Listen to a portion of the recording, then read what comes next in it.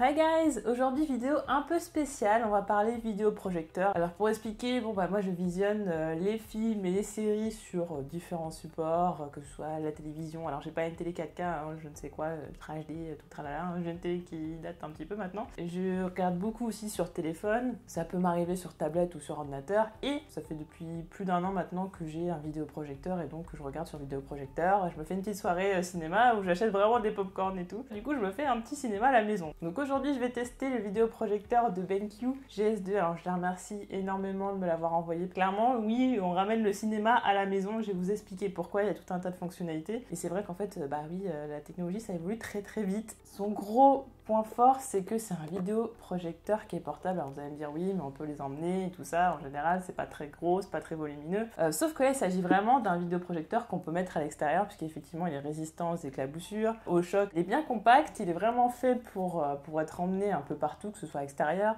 que ce soit dans le cadre de quelque chose de professionnel, pour tout simplement si on veut le changer de pièce sans problème. En plus, il n'est pas très très grand en soi. Il a vraiment un format qui est top et en plus, il est fourni avec sa petite sacoche. Donc, on a la prise secteur et le vidéoprojecteur, mais en plus, il fonctionne aussi sur batterie. Donc ça, c'est juste énervé. Donc en fait, on n'a même pas besoin de se casser les pieds à savoir s'il y a une prise secteur ou pas, puisqu'au final, on peut le mettre quasiment partout. Alors en plus, pas besoin forcément d'avoir une toile blanche. Je pense que ça fait longtemps maintenant que vous savez que c'est pas quelque chose de forcément nécessaire. Un mur uni et plutôt clair, c'est mieux en tout cas. Moi par exemple, j'ai un mur qui a un peu passé de date depuis que je suis arrivée, un petit peu crème, mais ça fonctionne nickel. Je le trouve en plus plutôt joli parce que c'est vrai qu'en général les vidéoprojecteurs c'est pas forcément ce qui est très joli. Alors bon, ça vous allez me dire, c'est pas ce qu'on demande forcément à un vidéoprojecteur, mais l'air de rien, quand on l'intègre dans une décoration, ça fait pas tâche du tout, c'est plutôt moderne, j'aime bien son aspect carré. Petite chose qui est aussi assez sympa et je l'ai découvert complètement en l'utilisant, c'est le fait qu'on peut même l'utiliser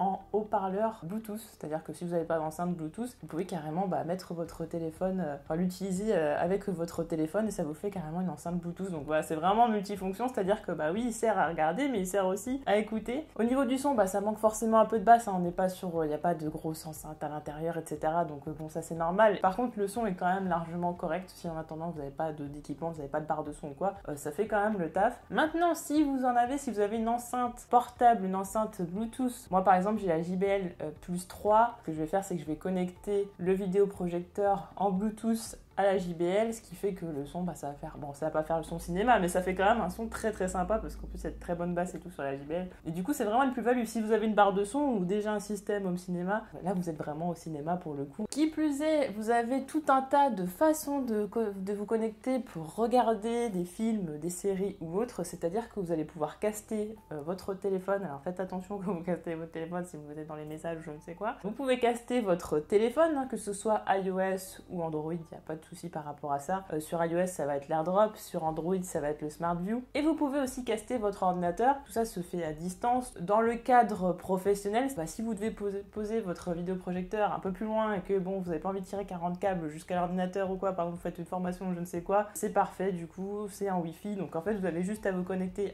déjà votre vidéoprojecteur à votre réseau Wi-Fi. Ensuite votre téléphone, normalement, logiquement, si vous êtes chez vous, est connecté au Wi-Fi. Et donc vous n'avez plus qu'à, par exemple, pour moi j'ai un smartphone Android, donc à sélectionner le Smart View et hop, ça y est, j'ai le téléphone sur le vidéoprojecteur. Et ça permet aussi, par exemple, pour jouer à des jeux mobiles. Les jeux mobiles, carrément, j'ai tenté. C'est assez marrant d'ailleurs de voir les jeux mobiles comme ça où c'est pas du tout fait pour être sur console ou quoi. Et du coup, on se retrouve avec le jeu mobile comme ça en écran géant, c'est assez marrant. Cependant, faut faire très attention à la qualité de votre Wi-Fi, à sélectionner aussi le bon canal, parce que moi j'ai beaucoup d'interférences Wi-Fi. J'ai pas vraiment réussi encore à identifier le problème, mais c'est vrai que j'ai des problèmes de lag par exemple sur les jeux vidéo, j'ai des problèmes pour l'imprimante Wi-Fi ou ce genre de choses, donc logiquement effectivement j'ai eu du mal par rapport à ça, mais je pense que c'est tout simplement parce que mon Wi-Fi est très mauvais et qu'il faut que je change de box. Sinon je pense que ça fonctionne parfaitement parce que quand j'ai utilisé les applications qui étaient elles aussi connectées en Wi-Fi, ça s'est très bien passé, c'est juste le fait d'interférer plusieurs fois en Wi-Fi, ça a posé problème parce que mon Wi-Fi est pas très bon malgré le fait que j'ai sélectionné le bon canal. En termes de connectivité, on retrouve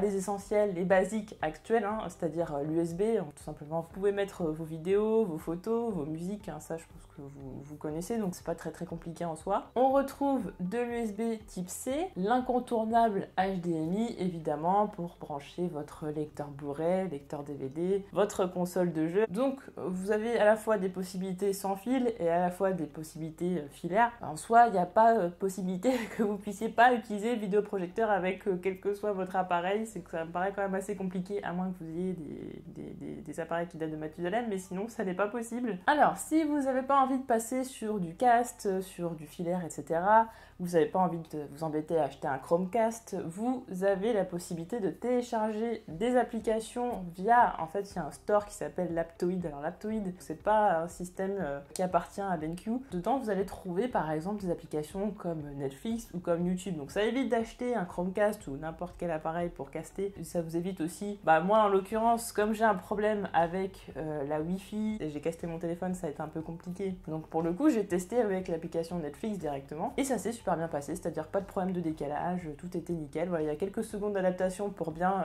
mettre, comme d'habitude, que la qualité soit nickel et puis c'est bon quoi, ça roule et c'est une qualité au top. J'ai aussi testé YouTube évidemment.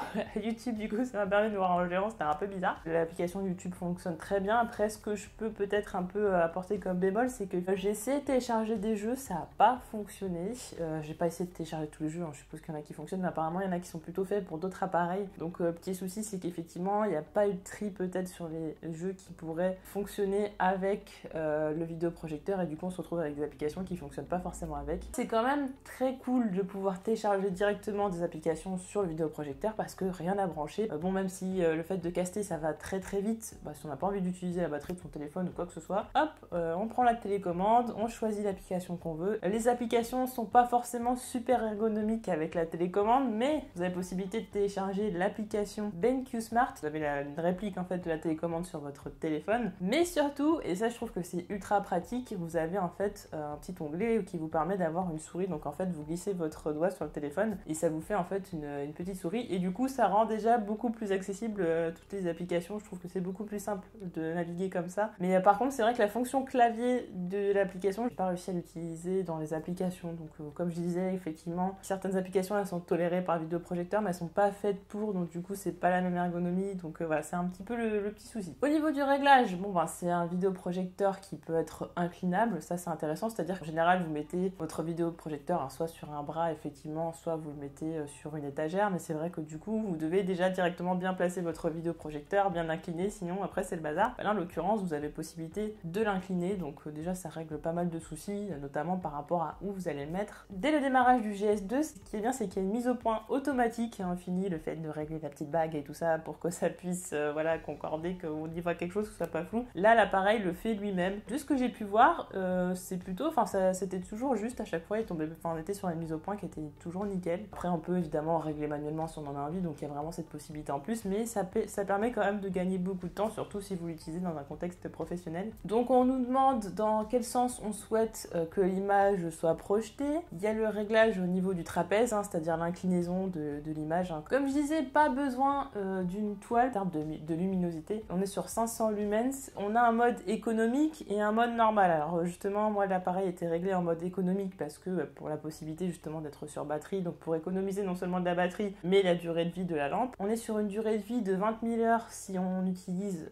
l'appareil en mode normal et à 30 000 heures si on utilise en mode éco. On a évidemment les réglages de luminosité, on a les réglages de couleur, tous les réglages que vous avez habituellement sur vos appareils, le réglage du son aussi évidemment. La connexion au réseau Wi-Fi qui n'est pas facile, parce qu'effectivement au début on a avec la télécommande, alors je sais pas si après coup, moi j'avais pas encore vu qu'on pouvait télécharger l'application et tout sur le téléphone et avoir le clavier, donc j'ai pas pu tester, mais effectivement avec la télécommande j'ai refait à peu près 3 fois mon code Wi-Fi, donc c'était un peu compliqué, mais le Wi-Fi permet de mettre à jour le système, de télécharger des applications sur vidéoprojecteur et puis de caster, donc c'est quand même important. Quand on a juste le petit dongle qui est fourni dans la boîte, il faut le mettre à l'intérieur du vidéoprojecteur et à partir de là on a une connexion sans fil qui est possible. Donc on est sur une résolution de 720p. Les couleurs aussi sont très naturelles, des couleurs qui sont très vives, donc ça retranscrit bien la qualité du film ou de la série qu'on va regarder. Il va sans dire que la qualité d'image est géniale. Alors c'est vrai que l'appareil photo ne rend pas honneur au vidéoprojecteur, ça donnera jamais la même chose que l'œil réel. Tout ce que je peux vous dire, c'est que quand je l'ai allumé, j'ai été bluffée. En ayant déjà un vidéoprojecteur, j'ai vu directement la différence. Il n'y avait pas photo, c'est juste incomparable en fait en termes de qualité d'image, en termes de luminosité, parce que pour le coup, j'ai filmé ça dans des conditions qui n'étaient pas complètement dans le noir, parce que j'étais obligée de laisser un peu la fenêtre ouverte parce qu'il y a le tuyau de la clim qui part, donc voilà, il y avait un peu de luminosité. Et pourtant, bon, c'était nickel, quoi. Même j'ai testé pour rigoler un petit peu en plein jour, enfin, on voit quand même pas mal de choses, quoi. Un point qui, selon moi, enfin 2 points même, qui étaient très importants, c'est le fait que, il soit silencieux, on entend très peu de bruit. C'est-à-dire que moi, c'était très embêtant, mon ancien vidéoprojecteur, je le mettais à côté du lit et en fait, j'entendais tout le temps le ventilo dans mon oreille et en plus, il générait beaucoup de chaleur. Le problème, c'est que si le ventilateur fait trop de bruit et qu'on utilise le son intégré au vidéoprojecteur, très clairement, on n'entend rien du tout. Donc là, on a le son du ventilateur qui est très faible et à côté de ça, le son est quand même suffisamment fort pour qu'on puisse quand même bien entendre les choses. J'ai pas eu l'impression qu'il générait beaucoup de chaleur, donc ce côté-là, c'est très bien parce que le vidéoprojecteur qu'on peut utiliser qu'en hiver et pas l'été parce qu'il fait trop chaud, voilà, ça devient un petit peu embêtant. Donc voilà, grosso modo, c'est un excellent vidéoprojecteur. Je suis juste très contente de pouvoir l'utiliser au quotidien maintenant. Je vous partagerai mes expériences de ciné à la maison. Ouais, c'est moi qui voulais vraiment retranscrire l'ambiance du cinéma à la maison et j'ai pas pu le faire vraiment de façon... Enfin, j'avais un vidéoprojecteur mais c'était pas du tout ça. En termes de qualité d'image, je vous ai dit en plus le bruit. J'étais obligée à chaque fois de reprendre mon Chromecast de la télé pour le mettre sur le vidéoprojecteur, mais là il y a tout en fait. Tout est prêt. En plus, professionnellement, je pense que je vais l'utiliser. Je sais que voilà, j'ai ma petite pochette, je vais l'embarquer comme ça et puis hop, je l'emmène et puis je peux m'en servir même si par exemple je pars en vacances ou dans n'importe quel contexte en fait, et ça je trouve ça génial, c'est-à-dire que la qualité est au rendez-vous, il est polyvalent, même il y a le petit côté enceinte ou Bluetooth si jamais on n'a pas envie d'emmener son enceinte Bluetooth ou quoi, en plus il est polyvalent, il s'adapte à toutes les conditions et en plus il peut fonctionner sur batterie, donc quand même c'est un plus qui est pas négligeable. En tout cas, si cette présentation du GS2 de BenQ vous a plu, vous avez les liens nécessaires dans la description, vous avez même des vidéos qui expliquent le fonctionnement, comment faire le réglage. N'hésitez pas à me dire ce que vous en pensez et n'hésitez pas aussi à me dire si vous voulez par la suite d'autres